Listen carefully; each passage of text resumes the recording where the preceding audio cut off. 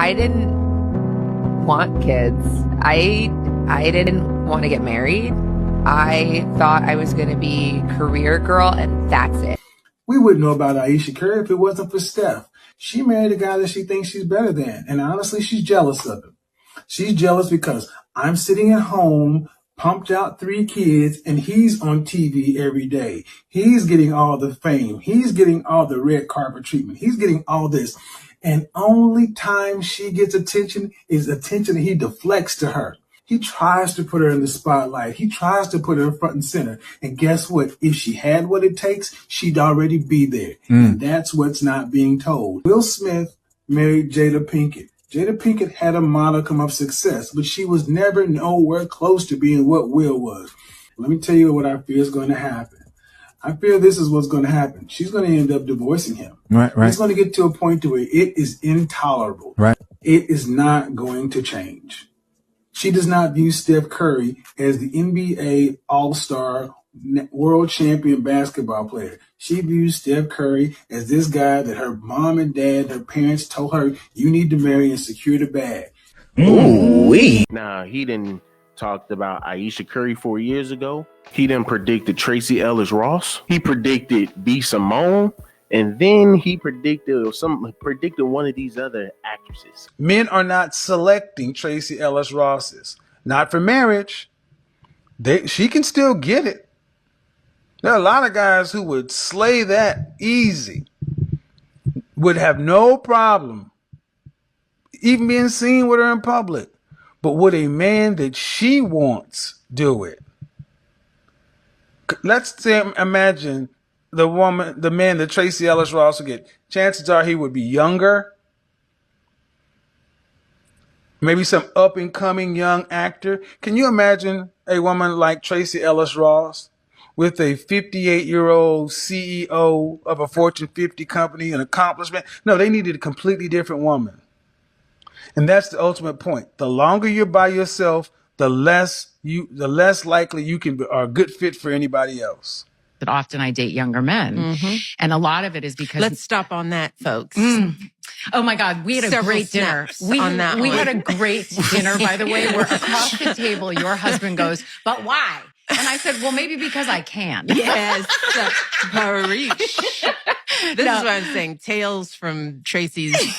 It's fun. It's really fun to share. Tracy tale. But I'm sorry. But one of the reasons, though, that because I had to ask myself that question, I was like, what is this about? Yeah. Because I want a partner. And so often, and it's not just that I'm older, I'm also very embodied. I am a full, very whole person who knows myself, who is in charge of my life, and who lives a very full, just robust life. So it's not just age, it's like life experience and sort of a difference. But I had to ask myself the question, why? Why does this keep sort of coming up other than they're hot and gorgeous?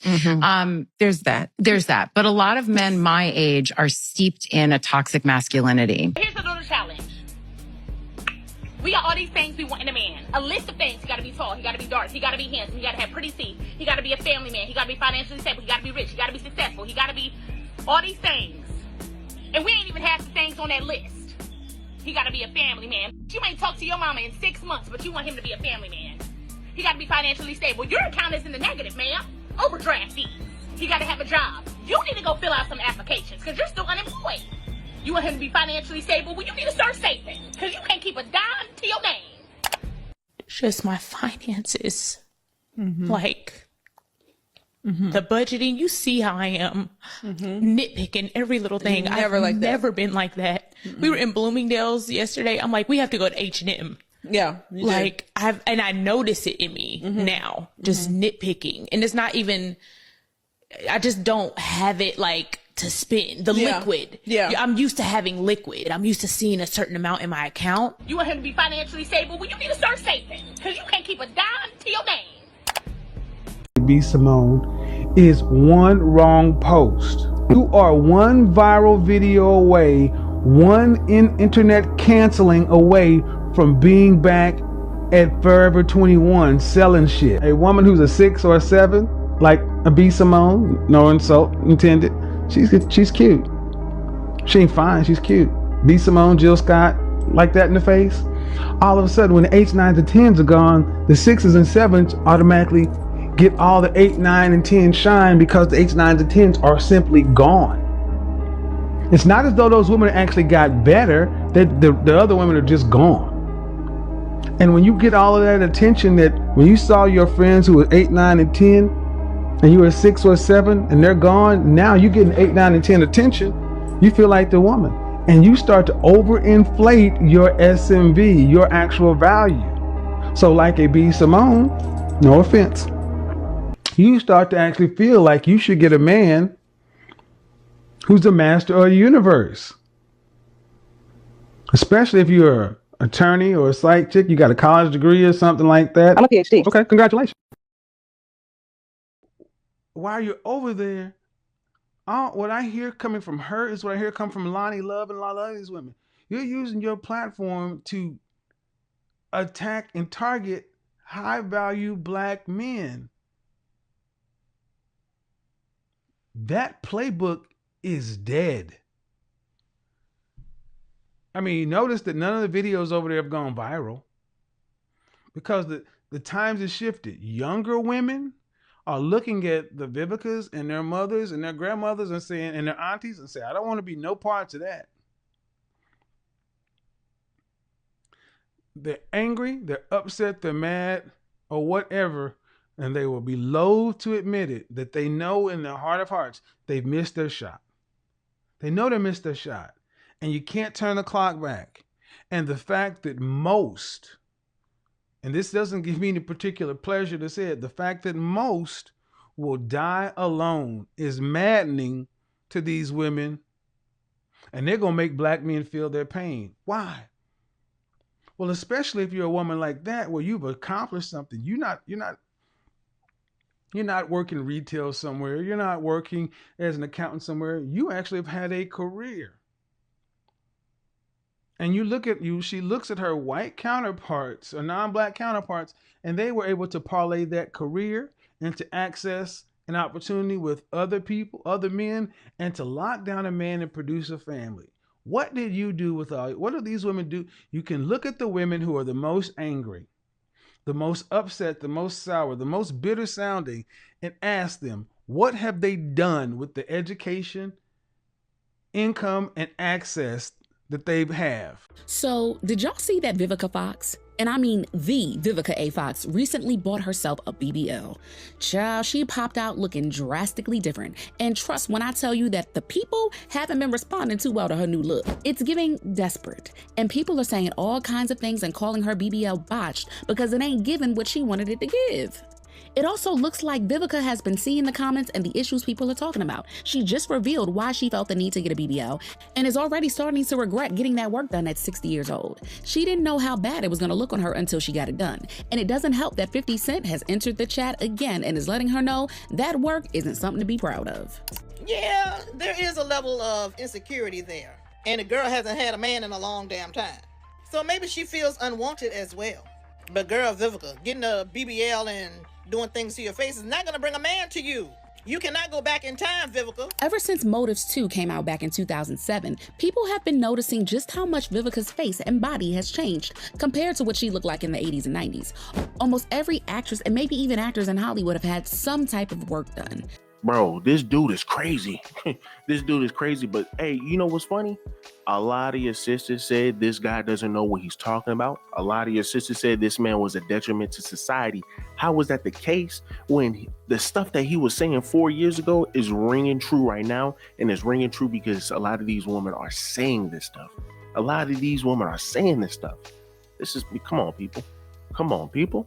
It doesn't make any sense. I mean, the fact that you have a lot of women still just willing to ignore that and still try to make excuses and say there's nothing wrong with Ayesha Curry saying what she said. Hey, well, listen, she had plans. She had other plans, and these weren't the plans. These weren't the plans, right? Being able to have money, right? Have your own home, be able to have your bills paid, have a family, to live the American dream. Hey, listen, I didn't plan that. I planned to get to that point, but the harder route. Like, people, look how ridiculous that is. That just proves that you can't even please a lot of women. You can't even please a lot of women. But the fact that your sisters are still having issues with men saying something about it is mighty wild. Ayesha Curry is not wrong for saying the quiet part out loud. A lot of women don't feel emotionally fulfilled in their relationships, even if their husband is successful. A lot of women didn't dream about being mothers and wives. You act like she deserves some type of capital punishment for saying what a lot of women have been too scared to say because they don't want to upset men. Screw upsetting men. I don't live my life caring about what men think or listening to men because they very rarely say anything worth listening to. I think more women should be honest about the struggles of marriage, about the struggles of motherhood, so we don't keep repeating the cycles. A lot of us wouldn't be here if sometimes our moms or somebody would have just said, you know what, maybe this isn't for you. Tale as old as time, a woman meets a man, falls in love, her dreams fall to the wayside. She wakes up one morning wondering how she got to where she is. Her kids are flourishing, her husband's doing well because she's been supporting him and being this great person, but no one's been doing that for her. And it's unfortunate, it is. And a lot of men will say, well, it should be private. Why? Why? Because if more women speak about the fact that a lot of men don't have the capacity to be emotionally available, that then they wouldn't want to enter in relationships with you. For the women who feel that, well, listen, why does it matter to you? Why does it bother you so much? Right? Because, hey, once again, if Steph Curry doesn't have an issue with it, why do you guys have an issue with it? Well, because once again, we are literally seeing women in 4K defend Ayesha Curry. We are seeing women in 4K saying there's nothing wrong with what she said.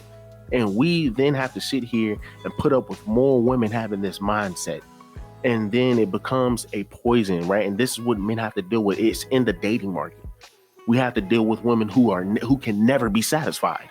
That's why it's an issue. So, hey, guess what? If you feel like, you know what, hey, you don't want to talk about it, ma'am, then that's fine. You don't ain't got to talk about it. But, hey, we got to make other men aware that, hey, well, listen, guys, even when you give the woman everything she needs in life, she still is not going to be appreciative of that.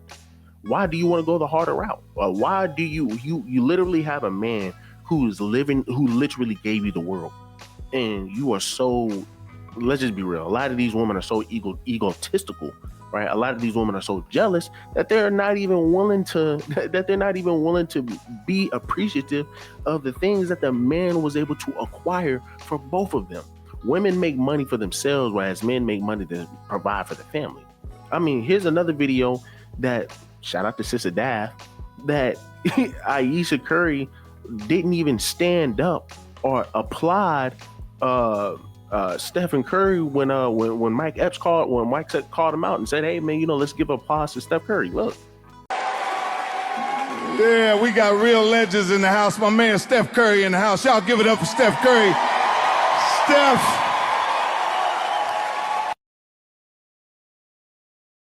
Y'all can see everybody else in the section, right, in the crowds, clapping, and you just see her looking down at the phone. Now, you're going to have some, of course, once again, this is what I mean by, your women just avoid accountability at all costs. You have women saying that, hey, well, listen, we only see what we can see from Steph Curry. We don't know what goes on behind those closed doors. But yet the second a woman sit over here and say, hey, well, listen, this may be putting hands on me. Now, all of a sudden, they want to believe it. Now, all of a sudden, it's not, well, we don't know really what goes on behind those closed doors. It's ridiculous, man. It's just funny how women like to move the goalposts, because that's all it is. Anytime you hear these type of women say, hey, well, listen, you shouldn't have an issue with that, yada, yada. The second the script flips, then they want to go ahead and, no, it's different. They want to move the goalposts, and it's sad. It's really sad, because this is what men have to deal with, and this is what is in the dating pool. This is what is in a dating market. It's saturated with ungrateful, hypocritical women. And even if there was an issue, let's just be honest, even if there was an issue, you still stand up and you still applaud everybody. You still applaud your husband who still gave you the world. I mean, like, the fact, dude, it does not matter. Whatever you're mad at, you get over it. You don't embarrass, man, what he built. You don't embarrass what he built and what he gave you. Once again, women are just ungrateful. And the fact that it's just so funny that these women literally try to justify it is just so ridiculous, right? I mean, shout out to Dat Shack, because we're going to just look at Jazz. Just look at Jazz try to defend this BS. Like, it is ridiculous, right? And then you have a moist brother over here too, right, who's trying to defend it as well. Right? He ain't no brother, but you got a moist dude, right? You got a moist simp who's over here trying to defend Ayesha Curry as well. I call it a human experience.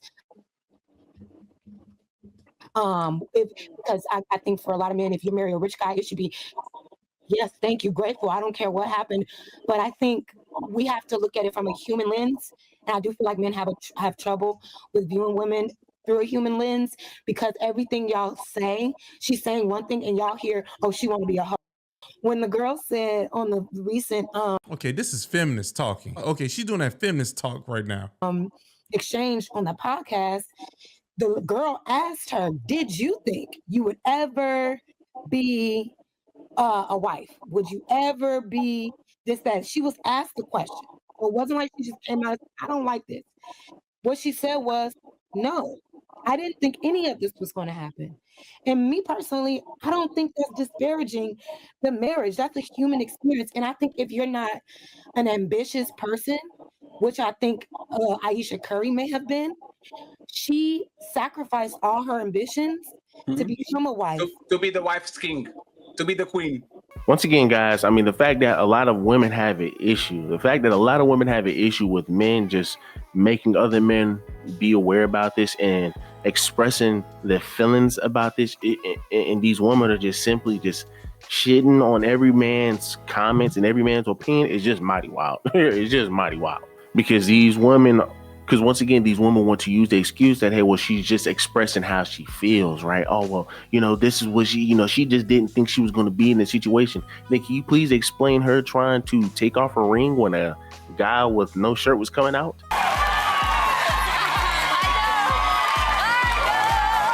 I mean, you just emasculated your husband and he ain't even there. You just emasculated your husband live on TV and he ain't even there. And then for Kevin Samuels to say what he said 4 years ago obviously means this is pattern of recognition at this point, ma'am. It's pattern of recognition. But the fact that women try to make excuses for it just shows how sick, how disgusting, how repulsive our sisterhood is. These women will make an excuse for anything when it comes down to a woman. But I mean, then again, what do you expect coming from a lot of your women who will sit here and start a Me Too movement, believe all women, who will sit here and say, well, listen, I will believe a woman no matter what. What? So is guilty until proven innocent? I mean, hey, if that's the case, that's sad. That's sad. But y'all guys do me a huge service, man. Leave me a like, leave me a comment, subscribe to the channel. Y'all guys let me know down below, what do y'all think of this ungrateful behavior from the sisterhood?